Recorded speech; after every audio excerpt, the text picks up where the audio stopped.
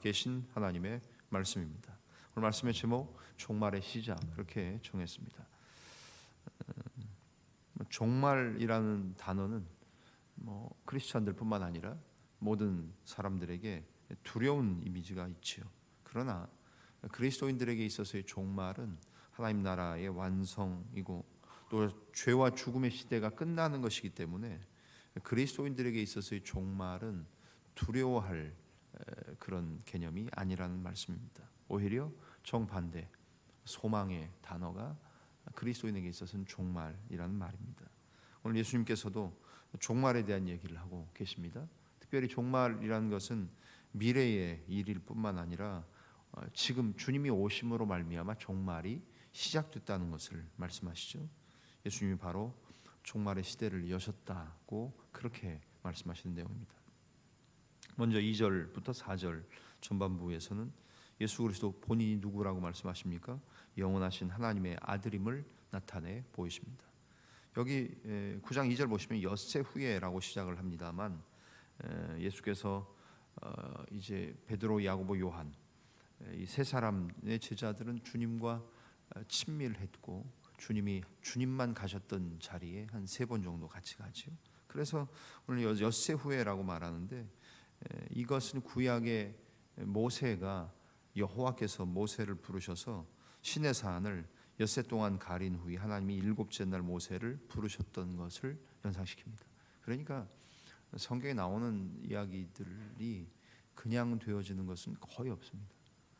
숫자라든가 상황이라든가 모든 환경이 다 하나님께서 구약과 신약을 다 짝을 두셨고 또 그런 상황 속에서 이거를 얘기하면 유대인들은 우리보다 더 하나님의 말씀에 정통했으니까 그들은 다 알았습니다. 그래서 모세가 시내산에 올라가서 엿새 동안 아무것도 없던 상황에 7째 날 하나님이 모세를 부르셨던 것, 그것을 연상시킵니다. 그것처럼 예수님은 자신께서 그리스도이심을 제자들에게 밝히고 그리고 나서 엿새 후에 베드로, 야고보, 요한을 데리고 높은 산에 우리가 흔히 말하는 변화산이라고 칭하는 산에 올라가셔서 그들 앞에서 변형되십니다. 마가는 어떻게 묘사합니까?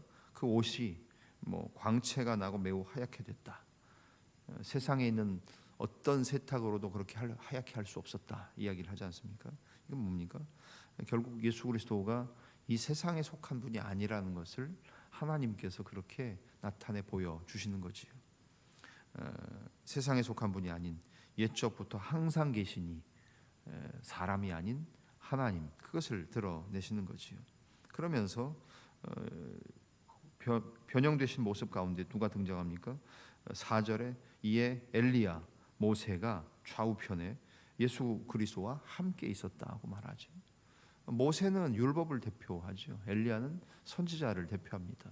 그래서 구약 사람들은 모세와 엘리야 이렇게 말하면 율법과 선지자, 즉 구약 성경 전체구나 이렇게 이해를 했다는 거죠. 그러니까 유대인들은 이 정도 얘기하면 그냥 다 알아듣는 겁니다. 왜냐하면 그들에게 하나님께서 말씀을 주셨기 때문이죠. 그런 상황 속에서 율법과 엘리야, 즉 구약 성경 전체를 통칭하는 표현이고요. 또 이 두 사람은 종말을 나타내는 인물입니다. 왜냐하면 종말의 때에 모세와 같은 선지자, 또 엘리야가 나타날 것이라고 신명기, 말라기, 구약 성경이 계속해서 말씀하고 있기 때문에 하나의 의미가 아닌 다양한 의미를 갖고 있는 거죠. 그래서 모세와 엘리야가 예수 그리스도와 함께 나타났다는 겁니다. 그러면서 유대인들은 이때 모세와 같은 선지자, 엘리야와 같은 또 선지자 이렇게 나타나면 결국 유대인들은 다윗 왕조를 다시 세울 다윗의 자손을 기대할 수 있었습니다.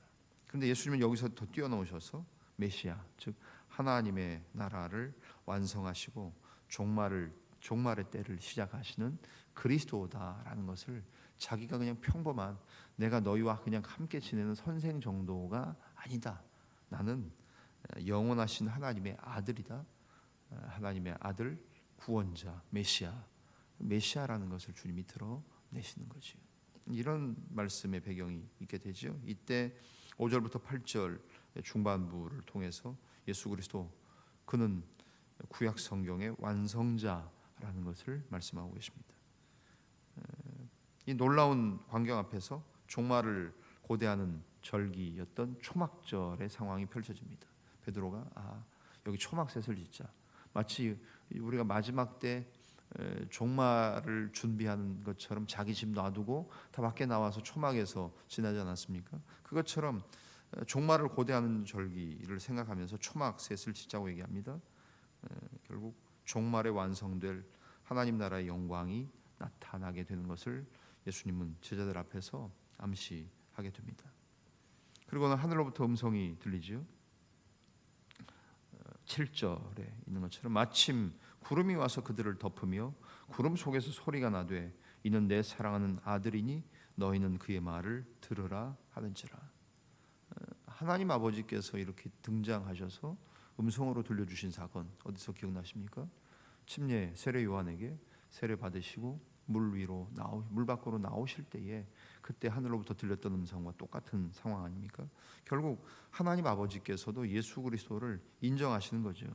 그렇게 얘기하시면서 율법과 선지자를 상징한 모세와 엘리야가 잠시 있다가 사라진 것. 왜 잠시 있다 사라졌겠습니까? 모세와 엘리야, 즉 율법과 선지자, 구약 성경 전체는 잠시 있다가 사라지는 것과 같다는 거예요. 그리고는 예수 그리스도만 모세와 엘리야 사라지고 나서는 그리스도만 남았지요. 마찬가지인 거지요. 율법 그것은 지나가는 것이다. 구약의 율법과 전통 너희들 그거 붙잡고 있는데 그것은 지나가는 것이다. 그리고는 누가 여전히 사라지지 않고 계시는 예수 그리스도. 그 예수 그리스도가 결국 하나님의 말씀이고 그분이 율법의 완성이고 성취자다. 하나님의 말씀, 즉 예수 그리스도 그분 말씀이신 그분이 최종 권위를 가진다는 말씀이에요. 그것을 상징하는 이적들이죠. 결국 예수님에 의해 이 땅의 마지막 때가 시작되었고 구약 성경의 모든 메시지, 구약 성경 전체는 모두 예수님의 가르침에 의해서 해석되어야 된다는 말씀입니다. 결국 우리도 우리의 신앙생활도 마찬가지입니다. 우리 삶의 모든 것 그것은 예수 그리스도의 말씀에 그리고 그리스도의 모범에 기초해야 합니다. 어떤 전통, 습관, 어느 교회에 가면 여러분 군인 교회 우리 교회를 수십 년 다니신 분도 있지만 군생활 하시면서 교회들 많이 다니셨지 않습니까? 이 교회 가면 또 이런 문화가 있어요. 저쪽 교회 가면 또 이게 원칙이래요. 이런 것들이 있어요. 다 달라요. 그러나 그 어떤 것도 예수 그리스도와 그분의 말씀의 권위와 기초보다 우선할 수 있는 건 아무것도 없습니다. 좋은 전통도 마찬가지입니다. 우리 자원교회 좋은 전통이 있습니까? 그것이 아무리 좋아도 예수 그리스도, 말씀이신 그리스도, 모든 것의 해석과 기준과 준거와 규범이 되시는 예수 그리스도, 그 예수 그리스도보다 우선할 것은 아무것도 없다는 거예요. 그것을 모세와 엘리야를 보이셨다가 사라지게 하시고 결국 예수 그리스도만 남겨두신 이유라는 것이요. 구약 성경의 완성자 되시는 주님이십니다. 그러면서 마지막 9절부터 13절을 통해서 마지막 부활, 말세는 종말은 부활로 시작된다는 것을 말씀합니다. 예수님은 십자가와 부활에 의해서 종말의 시대가 시작될 것을 말씀하십니다. 그러면서 주님이 죽으셨다가 9절 말씀에 나오는 것 아닙니까? 이 인자가 죽은 자 가운데서 살아날 때까지는 본 것을 아무에게도 이르지 말라. 부활에 대한 개념을 얘기하시니까 10절 제자들이 이 말씀을 마음에 두며 서로 문의하되 죽은 자 가운데서 살아나는 게 무엇일까라고 부활에 대한 개념은 전혀 없던 그들에게 주님이 부활을 말씀하시지요. 엘리야가 이미 왔고 또 많은 고난과 멸시를 당하기까지 했다. 주님 말씀하세요. 엘리야에 대한 얘기 나오니까 그러면서 마가복음에는 명시되지 않았지만 세례 요한이 곧 엘리야다. 엘리야가 이미 왔다고 주님 말씀하십니다. 그런데 사람들은 엘리야를 기다렸다는 얘기죠. 그런 상황 속에서 사람들은 깨닫지 못했습니다. 그들이 깨닫지 못하고 있었지만 이미 종말의 과정은 진행되고 이미 시작됐다는 것을 주님 말씀하십니다. 그러면서 세례 요한에 대한 얘기는 12, 13절에 말씀하시지 않습니까? 엘리야가 과연 먼저 와서 모든 것을 회복하거니와 어찌 이 인자에 대하여 기록하기를 많은 고난을 받고 멸시를 당하리라 하였느냐. 그러나 내가 너희에게 이르노니 엘리야가 왔으되 기록된 바와 같이 사람들이 함부로 대우하였느니라. 즉 세례 요한, 침례 요한이 예수님보다 먼저 왔잖아요. 그럼에도 불구하고 사람들은 그를 함부로 대하고 심지어는 세례 요한을 죽이기까지 하지 않았습니까? 이미 종말의 과정 시작되었다. 엘리야도 왔고 메시아로 오신 구약 성경 율법의 완성자로 오신 예수 그리스도도 이미 오셨다는 것, 이제는 종말이 시작되었다. 그것을 주님 말씀하고 계십니다. 우리 그리스도인들에게도 마찬가지입니다. 세상의 마지막, 언제 마지막이, 주님이 다시 오시는 마지막이 시작되는 것이 아니라 그때는 끝이죠. 이미 그리스도가 오심으로 하나님의 나라는 시작되었고, 이미 오신 예수 그리스도, 아직 완성되지 않은 하나님의 나라, 그리스도가 오심으로 하나님의 나라도 시작되었고 종말도 시작된 겁니다. 그러니까 우리 지금 종말의 때 살아가는 겁니다. 나중에 한참 뒤에 언젠가, 물론 장래의 미래에 주님 다시 오심으로 모든 것이 끝나고 믿지 않은 자들은 심판에, 우리들은 하나님의 상급으로 우리를 하나님 만나 주시겠지만 이미 종말의 때는 시작된 거지요. 그렇기 때문에 그리스도인은 어떻게 해야 됩니까? 낮에와 같이 단정히 행하고 방탕하거나 술 취하지 말라는 복음서에 나오는 모든 종말의 때에 감당해야 될 일, 그 일들을 하는 거지요. 그것 중에 하나는 또 무엇입니까? 우리가 이렇게 깨어서 기도하는 거지요. 눈도 오고 멀리서, 또 때로는 이렇게 불편해서 못 오실 수도 있지요. 유튜브로 할 수도 있습니다. 그러나 깨어서 기도하고 있는 처소에서 항상 낮에와 같이 단정하게 방탕하거나 음란하거나 술 취하지 말고, 항상 종말의 때, 언제 주님 오실지 모르니까 항상 주님 맞을 준비하고 계십니까? 내 모습, 내 처소, 내 상황에서 어떤 상황에 당장 주님 오셔도 부끄럽지 않은 삶을 살도록 주님께서 우리에게 요청하시는 것 아닙니까?